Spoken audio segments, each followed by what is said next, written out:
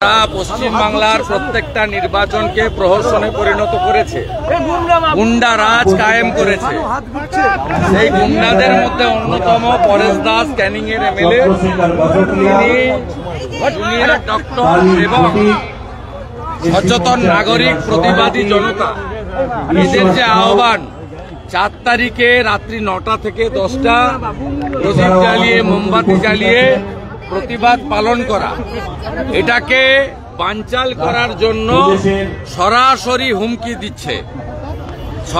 হুমকি দিচ্ছে এবং ক্যানিং এ প্রাক্তন ছাত্র একটি বিদ্যালয়ের ছাত্রছাত্রীদের আজকের মিছিলও বন্ধ করেছে।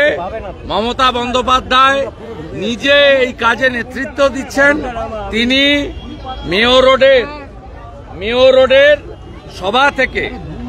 সেই সভা থেকে সরাসরি বলেছেন যে, এবং হলদিবাড়িতে তৃণমূলের পঞ্চায়েতের দেওর এবং স্বামী তারা নিজেরা গ্রেপ্তার এবং তারা ঘটনায় দায়ী। মধ্যম গ্রামে তৃণমূলের পঞ্চায়েত চণ্ডীপুর জিপিতে নিজে ধর্ষণের ঘটনার সঙ্গে যুক্ত। সিন্ডিকেটের মাথা হচ্ছে মমতা ব্যানার্জি। তিনি তার পার্সোনাল ফিজিশিয়ান কাম ফ্রেন্ড ডাক্তার এসপি দাসকে দিয়ে পুরো সিন্ডিকেটটা চালান। এই সিন্ডিকেটে এরা যুক্ত। আমরা প্রথম দিন থেকে বলেছি, বিনীত গোয়েল এবং সন্দীপ ঘোষকে কাস্টডিতে নিন, এদের কাস্টডিতে নিয়ে আগে ব্যবস্থা নিন, সব বেরিয়ে আসবে।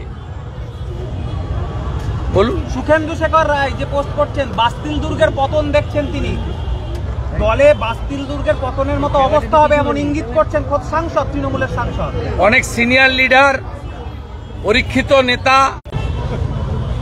মমতা বন্দ্যোপাধ্যায়ের অনুমতি নিয়েই পরেশ পাল, ফিরাদ হাকিম আর শুক্তি পাণ্ডেদের নিয়ে ওখানে ইলিশ মাছ খাচ্ছে। এদের মধ্যে কোনো